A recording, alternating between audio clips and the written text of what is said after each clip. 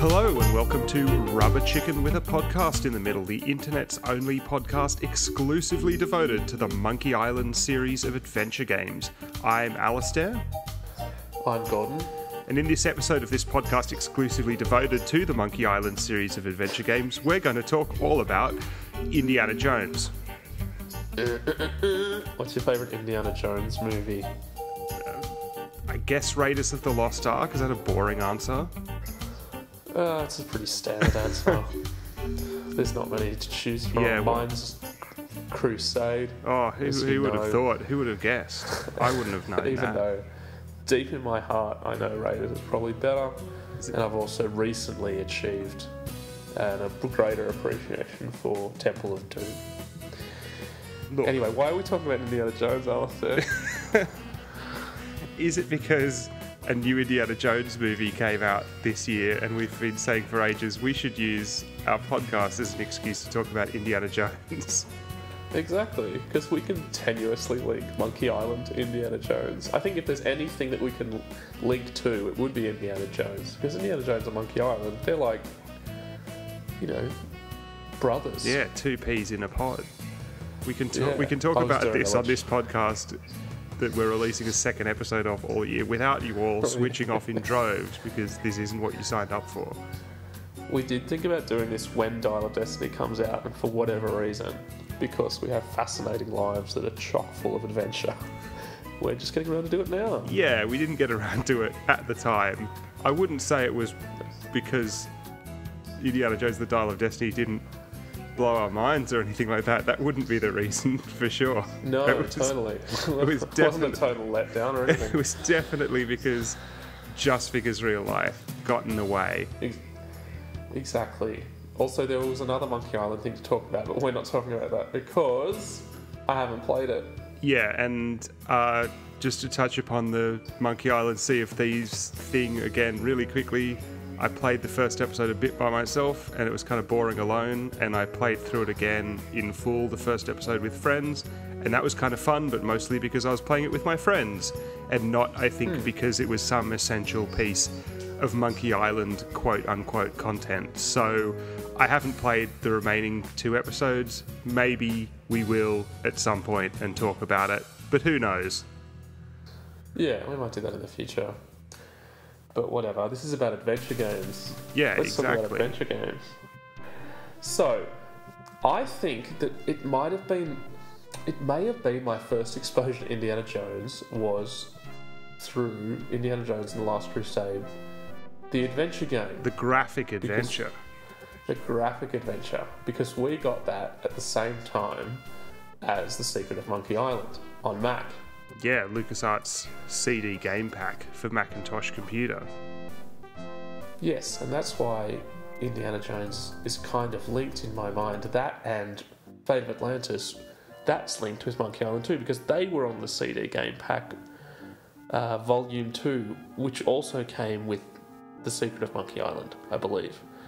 Yeah, so... labelled as The Secret of Monkey Island and The Secret of Monkey Island 2. Yeah, so back in the early to mid-90s, we very much viewed Indiana Jones and the Last Crusade and The Secret of Monkey Island as a package deal, and we very much viewed LeChuck's Revenge and Indiana Jones and the Fate of Atlantis as a package deal as well. And they were developed pretty much almost simultaneously / one after the other, so it's not as if they were particularly separate from each other in the world of Lucasfilm / LucasArts development either. We played them simultaneously as well. I remember we flitted back from Secret, didn't play Secret for a bit, played LeChuck's Revenge for a bit, played Last Crusade for a bit, back and forth, and it ended up taking us a long time to finish both. We eventually did, with help from our dad. I think Last Crusade definitely being a much more punishing game than Secret. Yeah. A little less child-friendly, but still enjoyable. I was thinking of when I played Last Crusade and then you would go and watch the movie and go, oh yeah, that's just like the bit in the game. Yeah.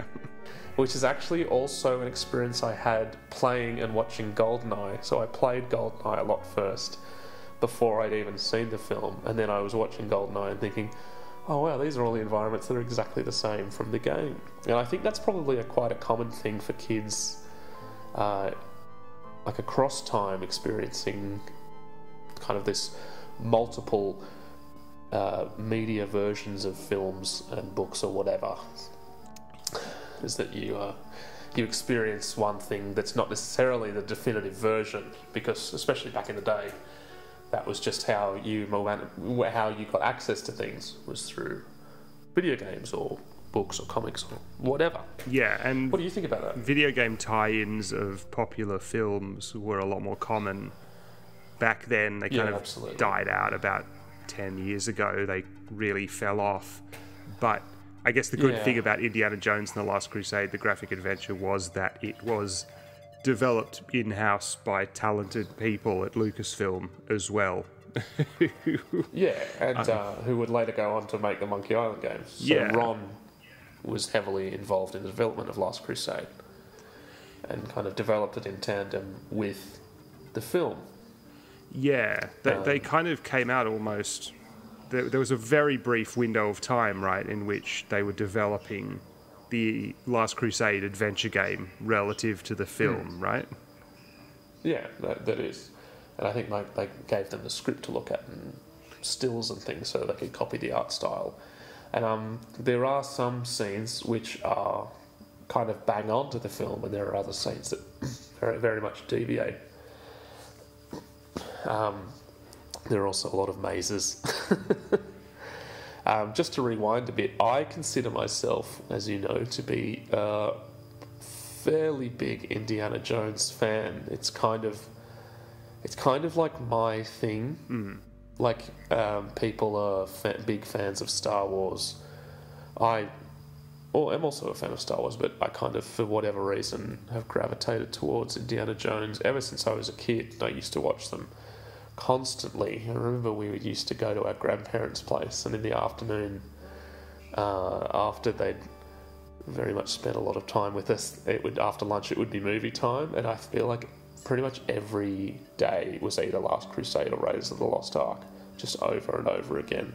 I don't know if you remember that as vividly as I do.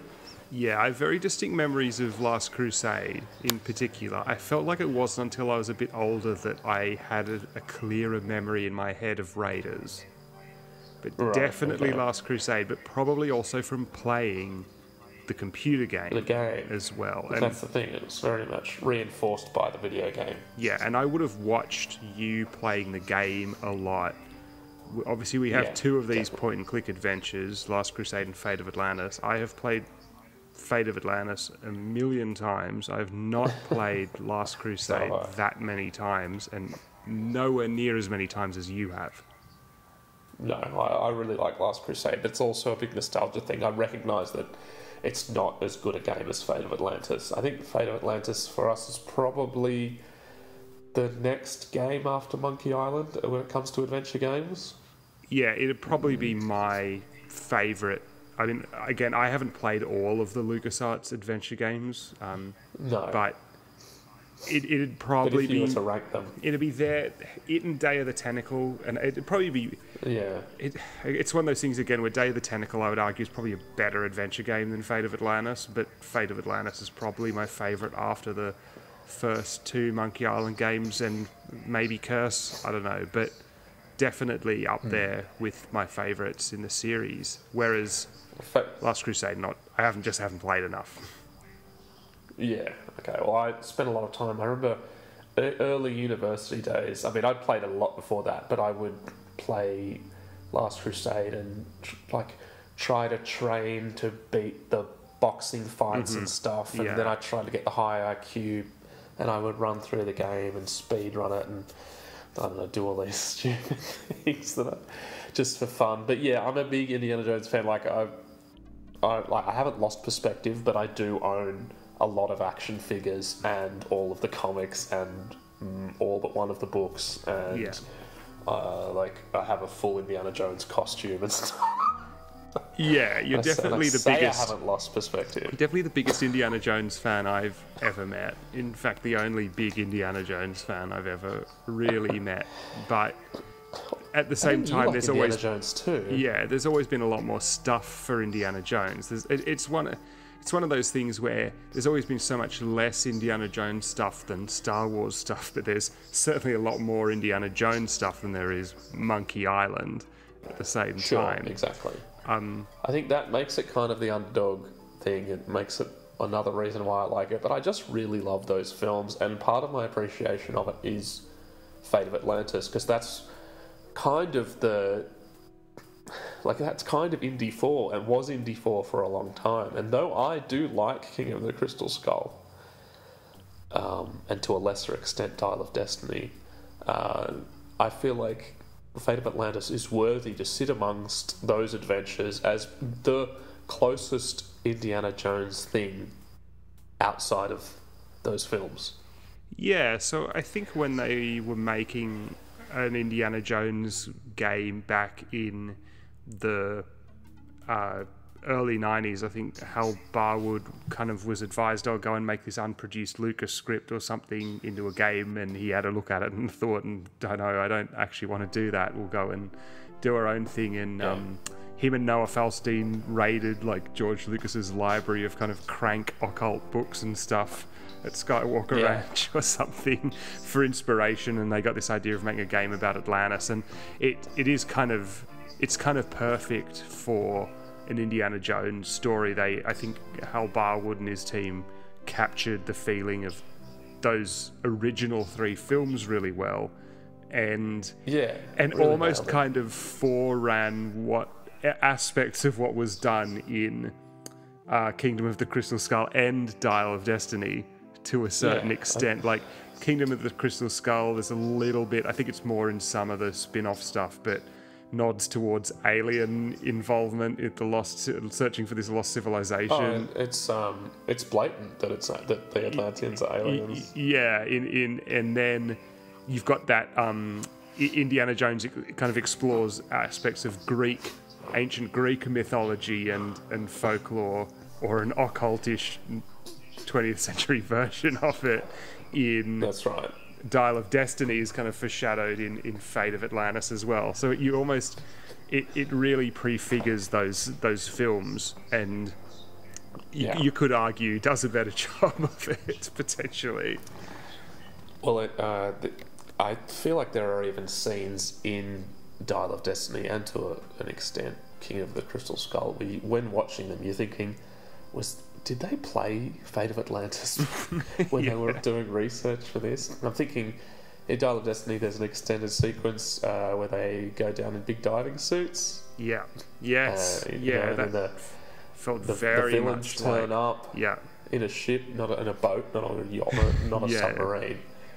But it was so similar to that sequence in one of the branches of play in Fate of Atlantis that I was kind of thinking, wow, this is really similar. Like, it almost made it like Fate of Atlantis, like it was too much overlap. It's kind of like pushing Fate of Atlantis to the side, even though to me that's almost like, for want of a better word, head canon. In headcanon Indiana Jones adventure, and I was sitting there kind of wishing that there was just some small reference to Sophia, or I don't know, like he'd had the gold idol sitting on the shelf or something, just to kind of bring it into the main sphere of canon, a bit like they did in Kingdom of the Crystal Skull when referencing the young Indiana Jones adventures. And I think it's that. I mean, that was very much George Lucas referencing himself, right? But I think, didn't you point out was it the Indiana Jones restaurant at Disneyland or something like that had at some point Fate of Atlantis themed kind of stuff in it? Diner or something. It's in downtown Disney, I believe. Yeah. There's a cafe that's meant to be owned by Jock, the pilot from the beginning of Raiders of the Lost Ark. And there is the Atlantean idol apparently sitting on the shelf somewhere. And like that kind of thing to me, like as a big fan of Indy and Fate of Atlantis, is very cool. Yeah. And cool. I think that's a very nice touch. And it would have been from that time where there wasn't that much media to draw upon apart from comic books and stuff like that. Probably the computer game would have been the thing that most people would have played. Probably would have had a broader audience than the comic books or anything.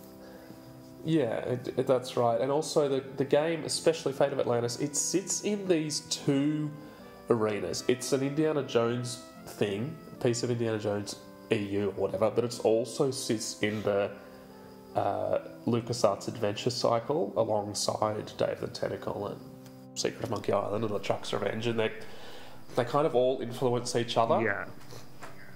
And in that way, Secret, leading on to Fate of Atlantis, has kind of indirectly influenced the Indiana Jones franchise. Yeah. These tenuous but true.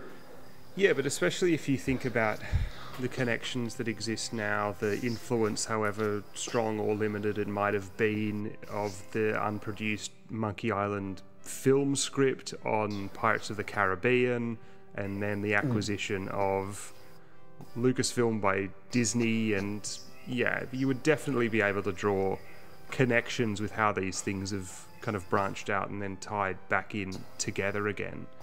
And that's right. And as games, we have to appreciate that from 89 to 93 or so, right? You've got Last Crusade, Loom, Secret, Revenge, Fate of Atlantis, Day of the Tentacle. Yeah. Right, that's a very short window of time in which you've got a whole, this, as you say, this constant cycle of adventure game development and quality adventure games as well. So, Last Crusade is almost, I guess it's interesting, is almost the last of that kind of prototypical era of Lucasfilm games before Secret of Monkey Island came along and changed everything. Well, yeah. It's closer to a Sierra game. It's the end of that kind of labyrinth era. That Labyrinth, Maniac Mansion, Zack McCracken. Yeah. Before the classic second act. Where the games were a lot more cryptic, a lot more punishing. Yeah, lots of mazes, as you've pointed out. But Last Crusade was still playable, at least for you, and certainly I did eventually play through it a number of times as a kid as well, whereas I think the games before that were kind of even more... It's hard to imagine playing through like Maniac Mansion at that age. I mean, I don't think we even knew it existed, but I'm sure kids would have. But it's almost on that threshold between those two eras. Yeah, exactly, and it does have more in common with those, but it shows the development of Ron Gilbert and his adventure game philosophy, which would change and develop and the lessons he learned from Last Crusade that he would apply to The Secret of Monkey Island and make kind of the definitive classic adventure game. Yeah, and I think this comes... It's all spill on from Last Crusade. It comes back to how closely these things are tied in our experience of childhood as well, right? These two great adventures, and Loom, let's not forget Loom, but these two great adventures that we played a lot.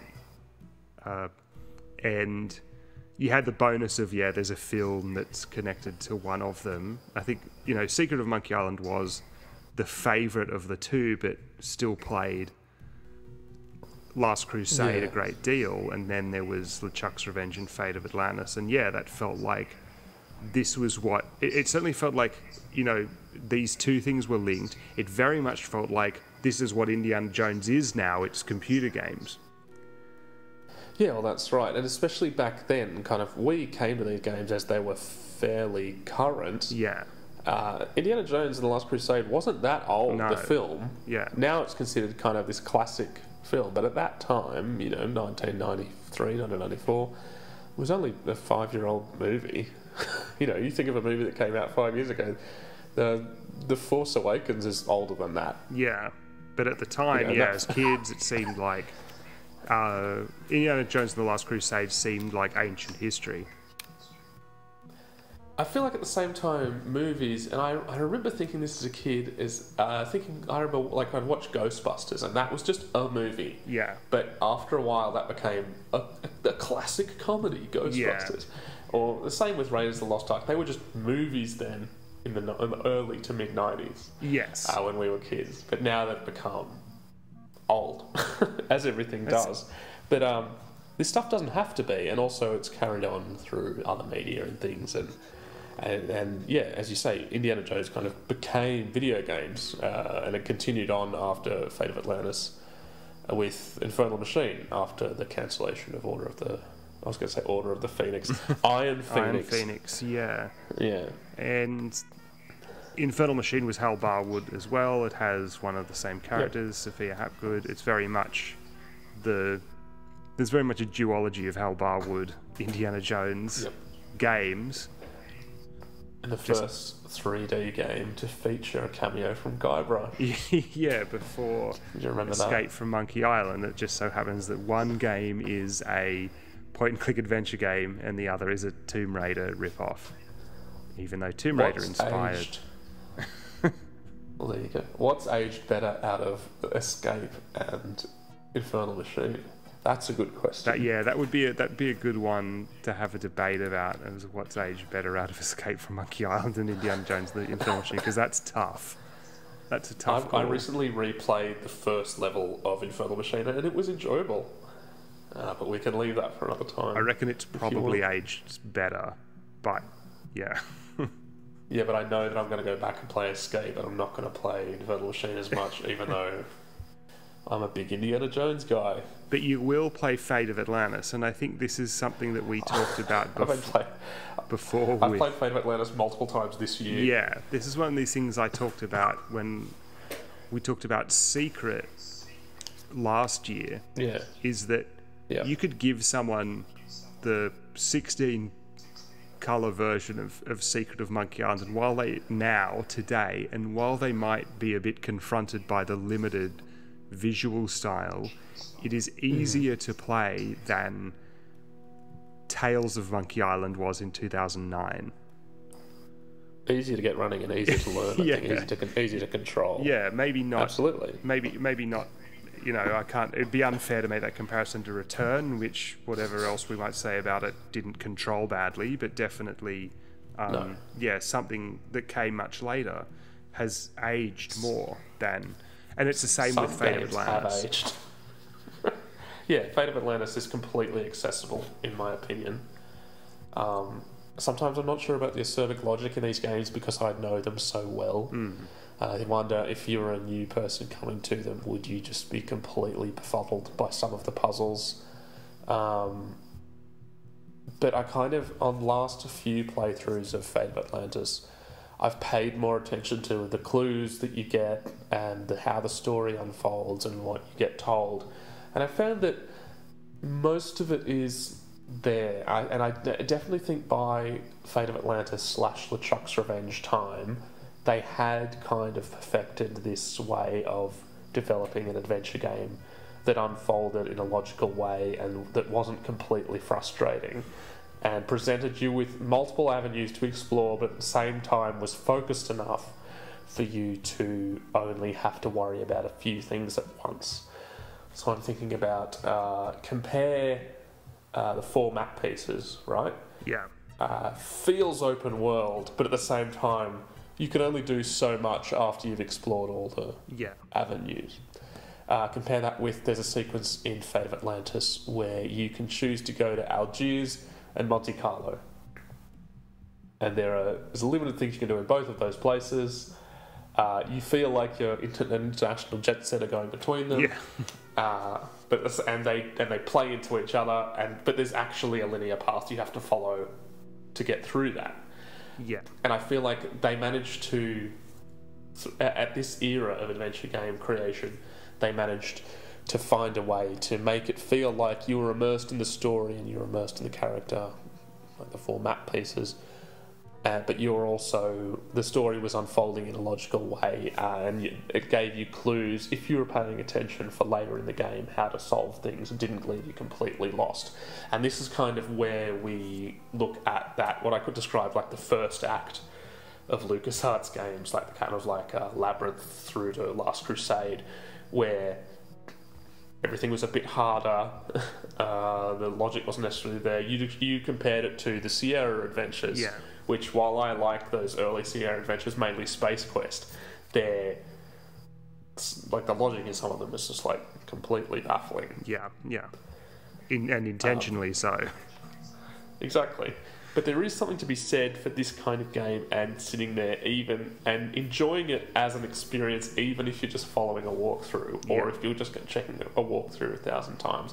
And that's why I compare things like Fate of Atlantis and LeChuck's Revenge and the Monkey Island series in general, especially the first 3 games. I play those like when I'm on holiday, and they're like watching a comforting film. Which is the same feeling I get from watching The Temple of Doom, or Ghostbusters, or Wayne's World, or playing The Secret of Monkey Island, or any of those things. It's a comforting world. I can take my time. I can go through all the dialogue trees, and that's kind of why I keep coming back to it in a way. And that's another similarity with, say, Fate of Atlantis and LeChuck's Revenge. Is like when I go on a holiday, I often play through both of those games. Because after I've played one, I have the kind of taste for the other. And they feed into each other very well in that regard. Last time I played Fate of Atlantis, it was because I'd replayed Secret and Revenge, and well, that was the next thing. That's what you do next after you've finished LeChuck's Revenge, is you play Fate of Atlantis, right? So they talk about a spiritual sequel, right? So in a way, you could say Secret was the spiritual sequel to Last Crusade. You could say that Fate of Atlantis was the spiritual sequel to LeChuck's Revenge, and this is the thing when I talk about they're in 2 arenas, so they do sit together as these pieces of expanded universe for Indiana Jones, especially Fate of Atlantis, but at the same time, they are just like the next bit of Monkey Island in that way, the same as, but in the same way that I don't have that association, probably through childhood memory, of Day of the Tentacle, even though I think Day of the Tentacle is great, and I think Grim Fandango is great, and I, to an extent, think that the motorcycle game is great. They're different. They don't have that same relaxing quality to me. The closest would be Day of the Tentacle. Likewise. I think we always cite that as kind of the next one. We could probably do a big ranking episode of the LucasArts adventures that we were familiar with.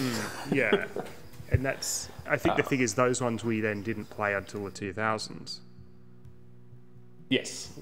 When we got access to, when we could download them and stuff. So that's another thing. We played these in the 90s when, I mean, for us, you could download stuff, but we were kids with limited knowledge, and we just had, these is what we had on CD-ROM. And so this is the thing, and you played them over and over again. It's like, I talked to people who had the first... the first season of Ninja Turtles from '87, and it was just the first 5 episodes, and they just watched that 5 episodes over and over and over, and that's what kids do. My kids do that. They just watch the same. Like they'll want to watch a TV show, but they're happy to just watch the first episode 1,000 times, and that's kind of similar to this, where there's comfort in replaying these adventures over and over again, because those are the ones that have the root in childhood. And even though I enjoy the later ones as well, I don't reach for them as frequently because they don't have that nostalgic link. But at the same time, sorry to waffle, there are nostalgic things that you think, oh, that was great. And I'm going to make an example that you and I will both remember. You and I went and you purchased the full box set of Transformers cartoons, and we went home and we thought, this is going to be great, we're going to get stuck into this, and I think we watched maybe 3, and we were like, this sucks. I'm literally looking at that DVD box set right now, which hasn't been opened in about 15 years, because it's just... You and I lived together for a time in an apartment. That box sat under the stairs. It sat under the stairs in a plastic bag. It's still in the same plastic bag. Episodes and episodes and episodes of these 20-minute long toy commercials where the same thing happens over and over again. But if you were, so there is, if you grew up with that, you get your fill. You watch for 10 minutes and you think, yeah, I remember that, liking that as a kid, but I don't like it now. Yeah. But Monkey Island and Indiana Jones adventure games are not like that for me. Yeah, these were quality things made with love and care and an effort to really make something that felt right. And we pointed out in our LeChuck's Revenge episode that one of the reasons we played Fate of Atlantis so much was because we couldn't play LeChuck's Revenge because of copy protection or something that prevented it from working when the disc wasn't in the drive, whereas Fate of Atlantis would work. And you loved Indiana Jones. I've never been as big of a fan of Indiana Jones as you are, but certainly loved that game and played it a million times as well. And one of the things I wanted to say about that is you were talking about kind of they are linear experiences. One of the great strengths of the Monkey Island games is that, especially the first two, and this was imitated in all the others by everyone else who made them, is that Ron and his team did a really good job of creating that sense of a pirate adventure where you're exploring this Caribbean location. In Secret, it's Melee Island, and then in LeChuck's Revenge, even though there are only so many things you can really do, it's excellent at creating the impression of there being this vast world that's been opened up for you to explore and go on this big treasure hunt looking for all the clues and everything like that. And the Indiana Jones games, similarly, obviously taking inspiration from their source material, play out like films. I mean, they feel more linear than the Monkey Island games do, I would argue. Definitely. And even though the sense of openness, as you say, of the Monkey Island games is somewhat illusory, which I almost think is kind of the point, unintentionally or intentionally, but theme parks, blah, blah, blah. But I think the Indiana Jones games play out really well as these almost film-like narratives, but within that computer game structure. And yes, it has puzzles and dialogue trees, but Fate of Atlantis almost feels like a piece of what would these days be called interactive fiction, in that there are a series of scenes, a series of set pieces, and they're a little bit more protracted than in a film because there's puzzle solving and dialogue, and you can get things wrong and have to repeat things and stuff like that. But they do follow that structure very clearly of like, there's his Indy's opening adventure where he's stumbling around Barnet College looking for the idol, right? Great introduction. Yeah. And then you've got that initial sequence where Indy goes and finds Sophia, and they have their sort of shorter adventure. After Carl and the Azores. Yeah, that's your Act 1. And then you've got Crete or Thera or the submarine and so on, depending, and Monte Carlo, Algiers, depending on which path you choose. And then you've got Atlantis at the end. And the way it follows that 3-act structure that Raiders of the Lost Ark followed. Yeah, it plays out exactly like that same structure as one of the films, especially like Raiders of the Lost Ark and Last Crusade. And so that's why it's so excellent at just the way that Monkey Island was so good at creating that sense of going on a pirate adventure. This was so good at creating the sense of you were playing an Indiana Jones film. That's right. And but I think dense enough, and the puzzles were, as you say, protracted enough to not just feel like you were stepping through a piece of interactive fiction, as you said, but it did feel like similar in tone and length to LeChuck's Revenge or The Secret of Monkey Island.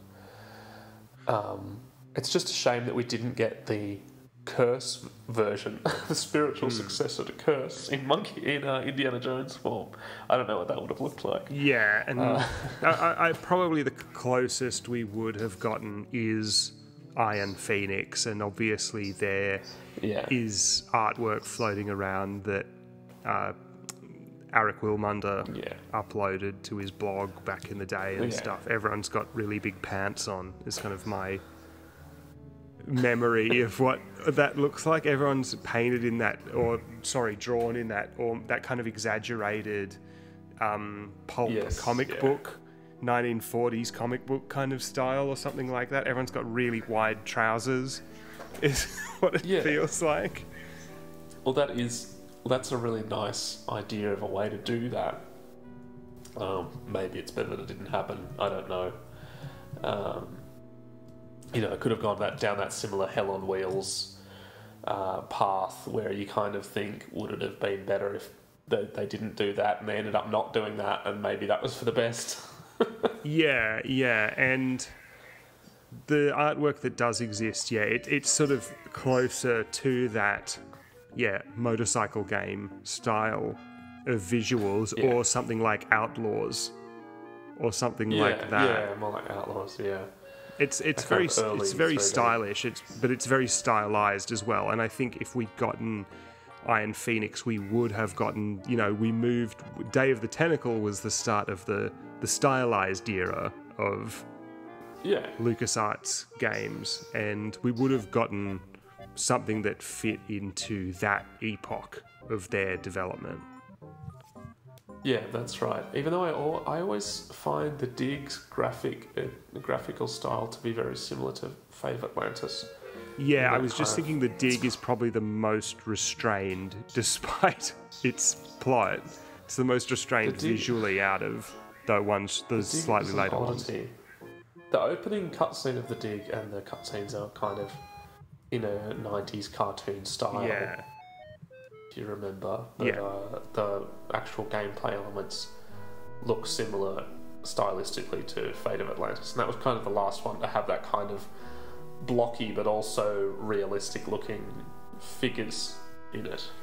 Yeah, if you saw the Dig now, if someone released that now, it wouldn't look out of place as a modern, intentionally pixel art illustrated indie adventure game. Yeah. Maybe I should go back and play the Dig. That's one I've never played. I finished it once. Yeah, I remember. But okay, so here's the thing with Indiana Jones, right?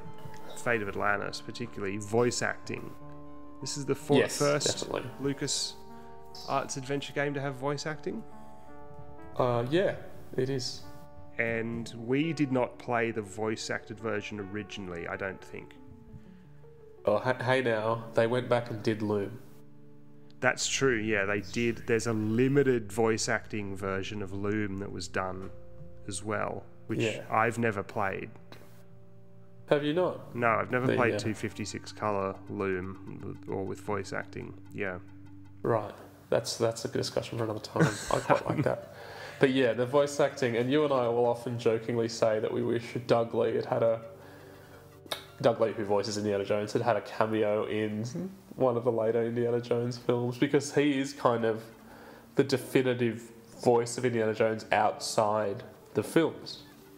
Yeah, so he voiced Indy in both Fate of Atlantis and Infernal Machine. So in our heads, that's the video game voice of Indiana Jones. It would almost sound weirder if he had Harrison Ford's voice. Yeah, it would. And he kind of makes the character his own. You kind of forget that it's not Harrison Ford, but it is Indiana Jones in its own way. And I kind of like that. That's almost better than having Harrison Ford doing the voice, because that would take you out. Yeah. The voice acting is very dry performance from. Yeah, and not an imitation. No, he doesn't impersonate Harrison Ford. No. But it fits very well, yeah. We played the talkie version of Fate of Atlantis a little while after we played the non-talkie version, which we played a lot. The thing I always amused me, and if I was to imitate dialogue from Fate of Atlantis to you, I would add background hiss, because everything is so compressed to fit it on one CD. It's just kind of that, and that's kind of part of the feel of that game, is that with that early talkie version, and that became the norm from then on with Day of the Tentacle and stuff. Day of the Tentacle does have that hiss, but I don't think it's quite as pronounced. Well, for some reason has that feeling to it, and it makes it feel a bit more, gives it a kind of retro feel as well.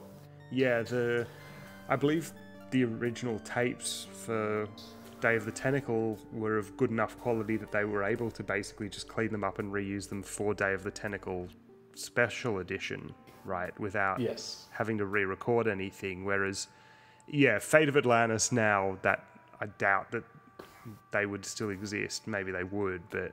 Well, Fate of Atlantis would be one of those things you'd have to entirely redraw. For whatever reason. You couldn't just run it through an AI to smooth out the edges or anything like that. This is also when Lucasfilm had these kind of more or less in-house voice talent that they used for loads of stuff. Dominic Armato ended up being one of these people. And Dudley was one as well. And you had Denny Delk, who of course went on to voice Murray, is in Denny this. Delk is the voice of Uberman. And not my favourite performance in the game, actually. I think everyone matches my idea in their head except for Uberman, who in my mind was a much more threatening presence when reading the dialogue in the mid-90s as opposed to playing the talkie version when we had it in he's got a very cartoony voice. Very high-pitched, kind of whiny voice. Well, not very threatening, unlike Kerner. Kerner, one of the classic Indiana Jones villains. I would love an action figure of Kerner. There's something about the model, or there's something about the sprite of Kerner, and that, like the blonde hair and the big kind of beefy shoulders, always holding the Luger. It's just always captured my imagination. All the Nazis in their green kind of like aquamarine jumpsuits. Like their made up navy jumpsuits or whatever it is. Very distinctive. It works. You've got the same thing, that color palette with Sophia's pants as well. That kind of blue-green colour too. So you have a lot of those kind of those greens and browns in the visual style for this. Sophia, of course, voiced by Jane Jacobs, who also voiced Laverne in Day of the Tentacle. And I think the voice acting, I was just going to touch on that, is overall pretty good. It's great. I always play it with voice acting. Now I don't need to go back. They got professional voice actors. This was new territory for a lot of voice actors at the time. I think there's a famous-ish interview with Mark Hamill who talks about doing voice acting and how weird he found it, doing it for video games as opposed to doing it for cartoons. And so I think overall the voice acting for this, the first one, is good, and it paid off. This is, again, Lucasfilm or LucasArts sort of having that professional approach, is that they got pro voice actors to do it. They didn't just get the developers to record stuff, which is what Sierra had been doing. And not to make fun of Sierra, like they'd been doing voice acting for years before LucasArts did, but it does make a difference. Cyan did that too, and it was kind of this attitude of like, it doesn't matter. It's just a video game. It's this added feature. Most people won't even have the sound cards that can play them. But now it's helped these things kind of stand the test of time. That said, I don't need this voice acting for Secret and the Truck's Revenge. The definitive versions for me are the non-talky versions. And it almost raises the question of, one, why didn't they go back and do talky versions of the Monkey Island games? And two, if they had, what would they have been like? I wonder what the perception was of Monkey Island at the time. It's before Curse kind of thing. Was it worth it? Yeah. And it's hard to imagine what those characters might have ended up sounding like. I can easily imagine that, you would have had actors like Danny Delk and Jane Jacobs. Jane Jacobs probably would have voiced Elaine, if they'd done a talkie version of the Monkey Island games back then. And, you would hire someone specifically to voice Guybrush, which of course they ended up doing with Dominic Armato. Sure.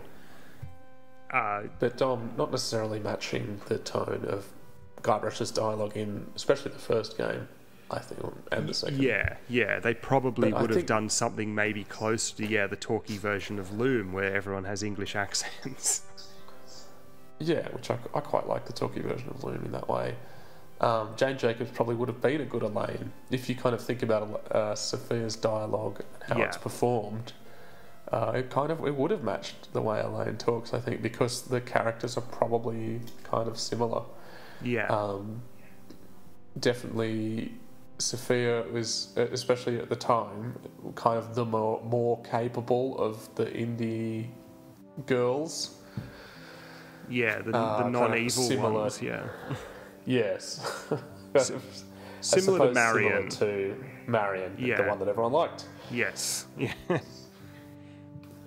But also, just talking about character, I always found her character to be really cool with that kind of psychic link, and the fact that Indy is a complete cynic towards this whole Atlantis thing, which is just seen still as this crackpot idea. It has like roots. I don't know, is it even really mentioned by Plato much? You know more about this than me. I think because it's like an allegory, Atlantis, for the state at the time, or something. Yeah, it's just it's a political allegory, as you say. But now kind of people decide to believe in that. It's like a flat earther kind of thing, and I love the fact that Indiana Jones starts off saying, "Oh, come on, Sophia, you can't believe this," and by the end of the game, he's a complete believer, just like he is in all of the films. And there's that nice little arc for Indy. Indy never gets much of an arc, and this is discussed by the Red Letter Media guys. It's like Indiana Jones is more about being everyday adventure man. Yeah. And that you put yourself into him. But that characterization in Fate of Atlantis is probably kind of some of the better characterization of Indiana Jones that we get in any media. The other thing I talk about with Fate of Atlantis is the limited information that we get about things like Atlantis and the mystery behind it and stuff. And it's kind of similar in that way with Big Whoop.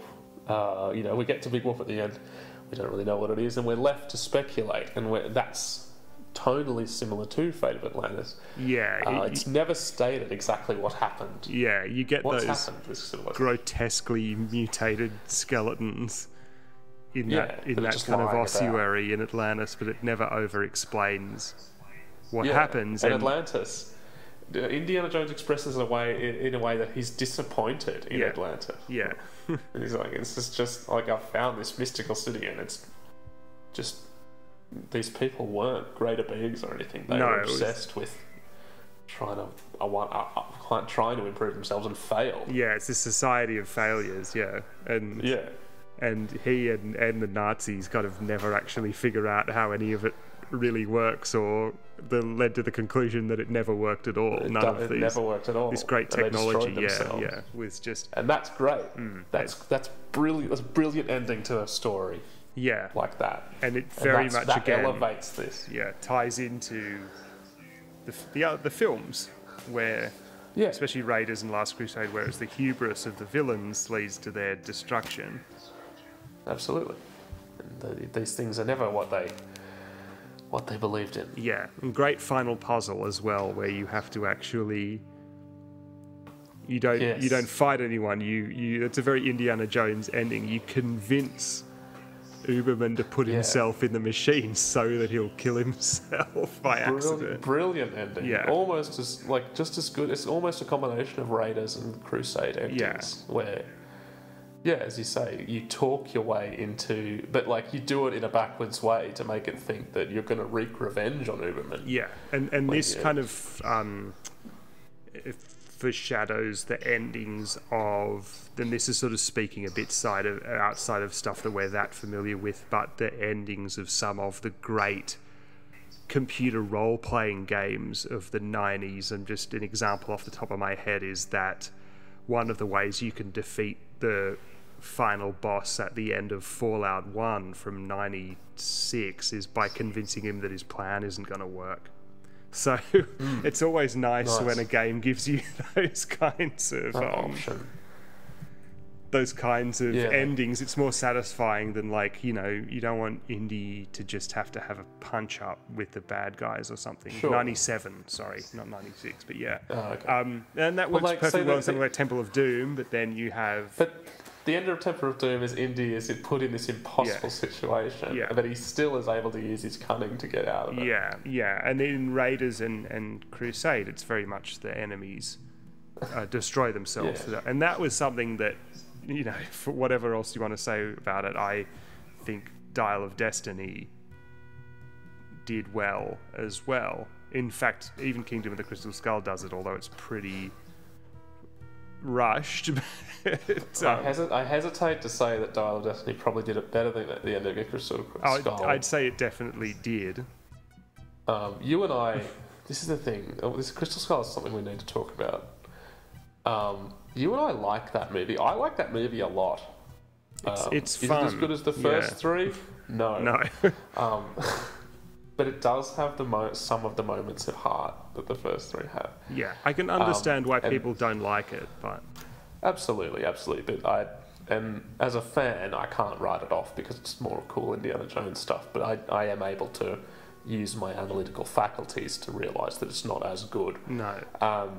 But seeing Indiana Jones's fascination at the skull and finding Akator and his kind of his reaction to that, and that is very interesting. But it lacks that kind of ending where it lacks clarity around what happens, I think, and that's one of the problems with Crystal Skull and people have with it if they think about it a lot. I like the fact that Spalko wants to get all of the information, but when she asks to know everything from the aliens, right? And they give her all the information, and it's kind of, if you think about it, it's implied that she just can't comprehend what she's been told, and it's too much, and it's horrifying, and it's beyond comprehension. Yeah, beyond the human ability to contain. Exactly. And that's a fascinating kind of H.P. Lovecraft almost idea, but it's not executed well, and that's executed much better in Fate of Atlantis. Yeah, Fate of Atlantis is mysterious, whereas Kingdom of the Crystal Skull, I would argue, is just rushed. Yeah, but there's a kernel of a good idea there. It just needed another go. Yeah. The ending of Dial of Destiny is somewhat out of left field and kind of awesome in a way, but also kind of it like fizzes out. Oh yeah, and it goes for too long, like everything else in that film. Like, what are they going to do? But it's almost, its greatest value is just how ridiculous and unexpected it was. People didn't have the same problem with that as they did with Kingdom of the Crystal Skull, but that may be because nobody saw it. Yeah. I think so. When Crystal Skull came out, I saw that at the movie 9 times because I'm an oddball, and you came with me, I think, probably 7 of those times. I came with you many times, yeah. And we had more free time back then and stuff as well. But sure, we were like, this is like uni days for us, so that's the kind of thing you do when you're at uni. Yeah. We saw Dial of Destiny together twice. I only saw it twice. We both saw it together. But also, I didn't have the stomach to sit through the third time. Like, I asked you to come see it the second time, and you're like, yeah, okay. And then we went to see it, and about halfway through, I was like, this wasn't worth it. Yeah.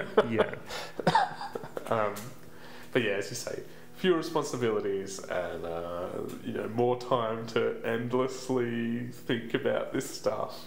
When Crystal Skull came out, and we're in a different chapter of our lives now. But yeah, as I was sorry to get to the point I was making, is that the ending of Dial of Destiny, while it is kind of cool and out of left field, and there's a lot of fun imagery about it, it does fizzle out to a bit of a nothing, and it doesn't give you that same intriguing sense that that arc does, or the end of Fate of Atlantis. Yeah. Just as strong as the Raiders of the Lost Ark in a way, even though it's using this kind of crackpot idea of Atlantis, which, excuse me, anyone who believes in Atlantis, which is exactly the same in tone as Crystal Skull. Yeah. These are exactly the same things. People who believe in Crystal Skulls believe in Atlantis. Yeah. Yes. I wanted to ask, thinking about endings. Yeah. Putting aside the actual climax of Fate of Atlantis, is Atlantis the worst bit of Indiana Jones and the Fate of Atlantis? That's an interesting idea, and I often get to Atlantis and think, here. Can't be asked with this. But I think the thing is, this is not something we've talked about. Fate of Atlantis is divided into these three paths. Yeah. Right? But the three paths are only the second act. Yeah. And so the first act is always exactly the same. You branch off for the second act, and it comes back and is exactly the same for the third part. And I always feel like Atlantis is always exactly the same. And I remember playing through the other parts and thinking, man, I can't wait to see what Atlantis is going to be like how different it's going to be, and then being disappointed and thinking, oh, this is the same. And while it's a maze, it's a simple maze. I think there are some design aspects. You run into soldiers who just get in the way. Yeah. They're not particularly difficult. It's like that old thing of, it's just a break. Yeah. And an irritant to extend the game. There's a lot of back and forth walking. So you have to, I know you know what I'm talking about. Like, you have to go and fill up a cup with lava and then go and put it in a machine to get orichalcum beads. Yes. Yeah. And you have to do that. If you need to, you have to backtrack and do that a number of times, especially if you don't know what you're doing. If you do know what you're doing, you can just do it once, I think, maybe twice. But if you don't, you might go, oh man, I have to go all the way back to the machine room. Yeah, and get more beads. Again, yeah, and that kind of thing, like, it's fine, but it does kind of suck in a way. And there's more repetition in there's a sequence where you have to you're floating on a raft that looks like it's carved in the shape of a crab, and you're just waiting for the thing to move to the side of the room, and you have to use one of the stones on a pedestal to make the gate open, and it's just like, it's unnecessary. You could just click there and you go through the gate. There are some game lengthening aspects. Yeah. Do you think it's the worst part? I think it probably has the worst pacing of any part of the game. You're also on your own the whole time, so you don't get any interesting dialogue. Yeah, and it's as frustrating as it can be due to the opaqueness of some of the puzzles. It's very different to the nerve-wracking finale of LeChuck's Revenge in that respect. And as I say, the actual climax, the scene, the confrontation with Kerner and Uberman is fantastic, but getting up to that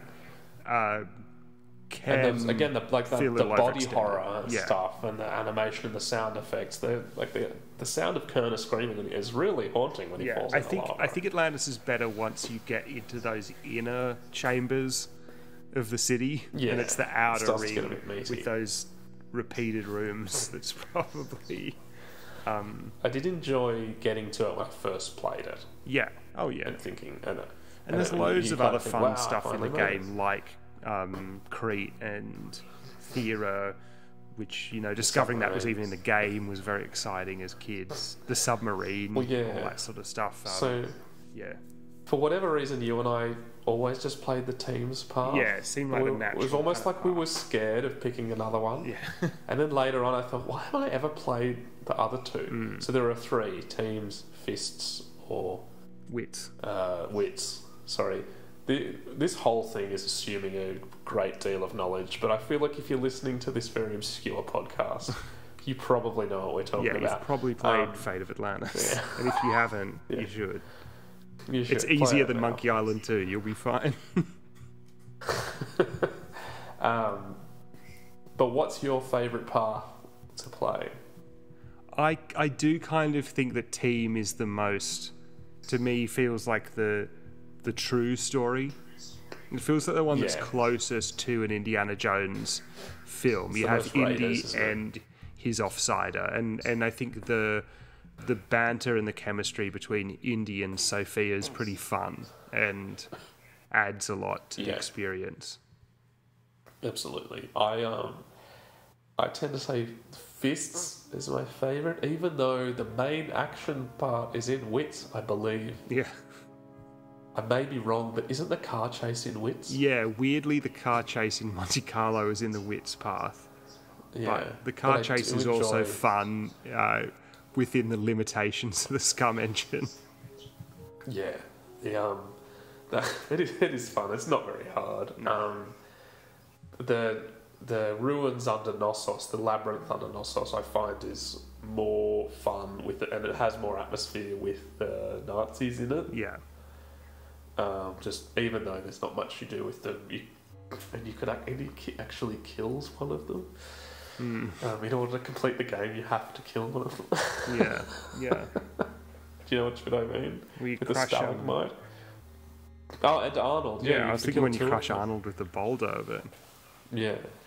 Arnold had one of those kind of carryovers from Last Crusade where you have to have, and from the films, where you have to have like the big heavy. Yeah, the really tough henchman that's hard to fight. Yeah.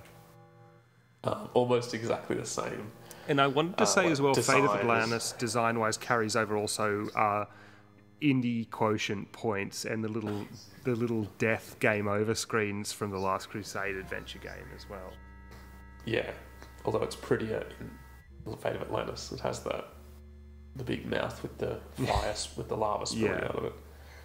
But it does carry over the concept of dying. And this is the last time you could die in a LucasArts adventure, I think. Yeah, although it's pretty hard. I think you could die in a LucasArts adventure game. You can generally tell when you're going to get killed in Fate of Atlantis. Yeah, definitely. And you know to save a lot. So you should just be able to go back. Yeah, I never found Atlantis punishing, and often I would try stuff just to see if he would die. Yeah. So you can fall in the lava field or get knocked out machine gunned. Yeah, are there that many opportunities to die early on? I don't think there are. Yeah. Besides, getting shot in that dig site. Yeah. The dig site and the submarine and stuff, it's a lot of imagery carried over from Raiders, which is unfortunate because it would make it difficult to make a film of that because it would just be so similar. Yeah, it would feel derivative, but that was what they were trying to go for, right? Yeah. But there's enough of its own stuff. And combining the idea of Atlantis and like the Minotaur and the Labyrinth and Crete and adding in the temples really nice in South America as well, combining that element of it and so on, tunnels under the ocean and all this sort of stuff. And it's just something we spend a lot of time playing as kids. And I think another thing, we talk about how Monkey Island was a thing we very much did together. Indiana Jones was very much a thing we did together, and we still do together. So when Dial of Destiny came out this year, you and I went to see it together, and we did.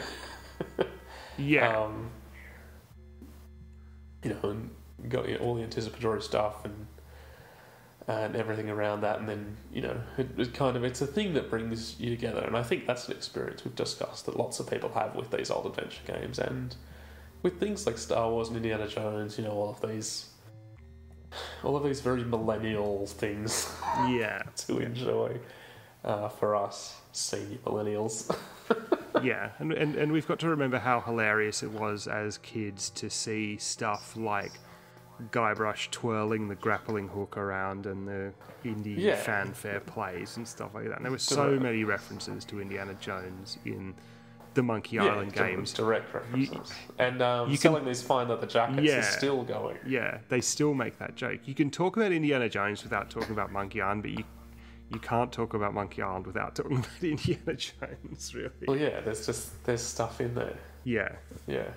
Arguably more than Star Wars, it's more relevant in a lot of respects because these games were being developed by the same people at the same time. Yeah, and you got to remember, like, besides the Timothy Zahn novels, like, Last Crusade wasn't that old, as I said before. Yeah. And they were still doing Indiana Jones stuff in the 90s. There was an ongoing comic series. There was an ongoing novel series, like, every year. There were the games. And this was kind of before, like, there was Star Wars stuff, but it was the Thrawn thing that really rebirthed Star Wars. But there hadn't been a Star Wars film since... nearly 10 years, yeah. And it's interesting to think, actually, how spaced out the Indiana Jones films were. There were only 3 in that decade, and they were kind of at the beginning, the middle, and the end. Yeah. Even though they kind of feel like they're one after the other. But then, of course, now after that you had we thought, well, that's the last one. Last Crusade's the last one. Then you get Kingdom of Crystal Skull and think, well, that's the last one, you know. And then now we've had Dial of Destiny, and it's strange to think there was a time. Hoping it's the last one.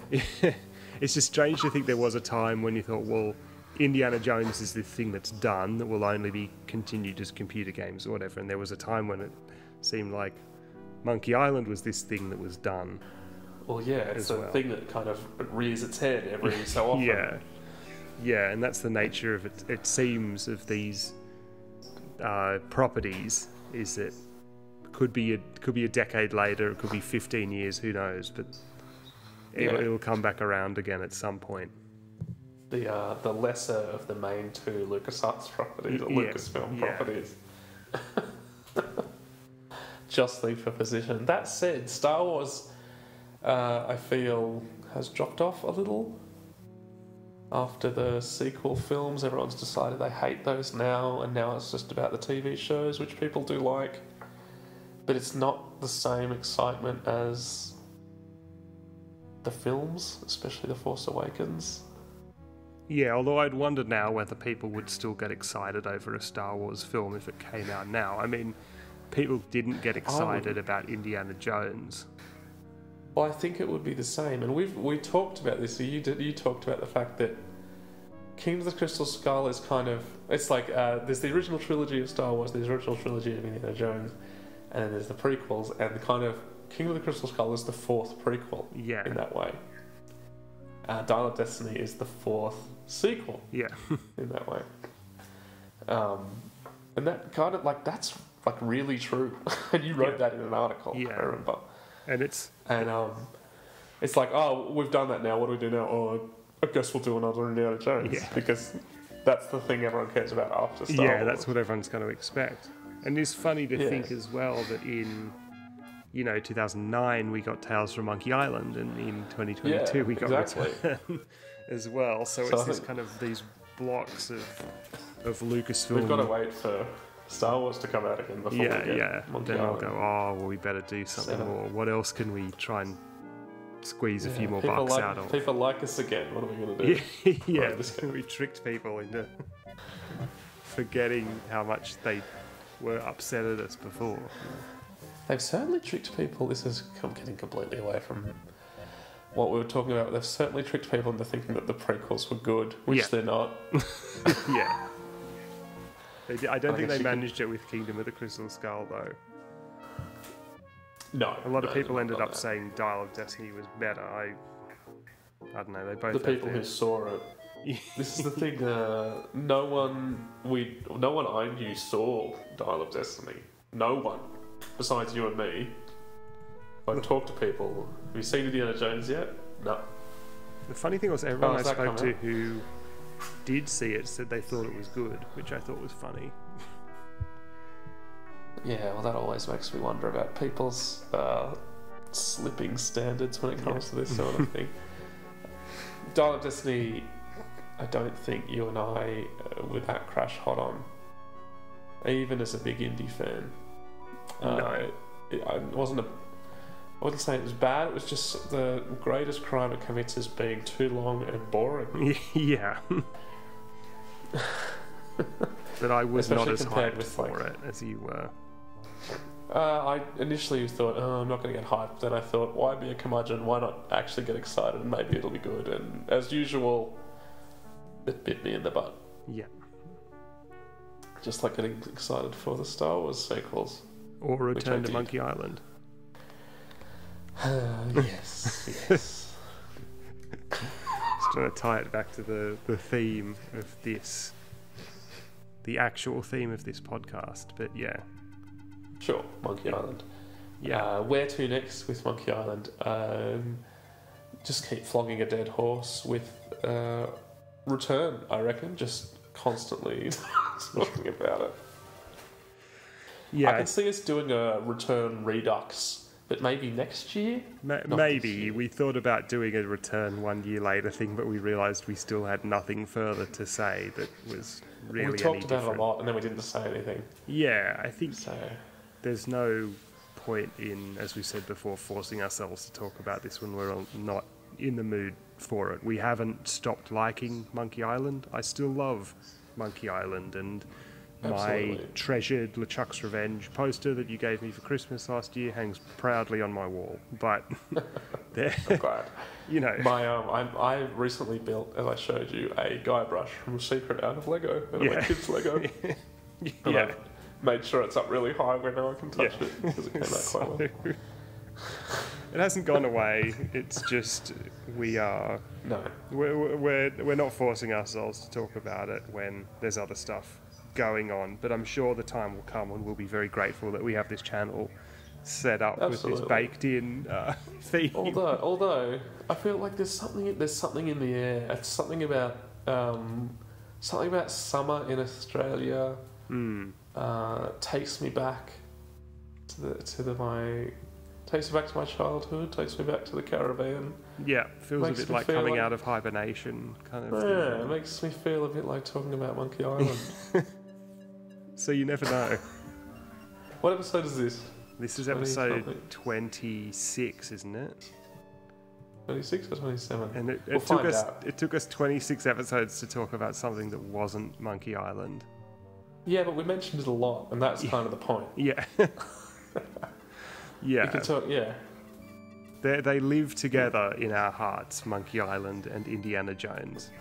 We couldn't have That's one right. without the other.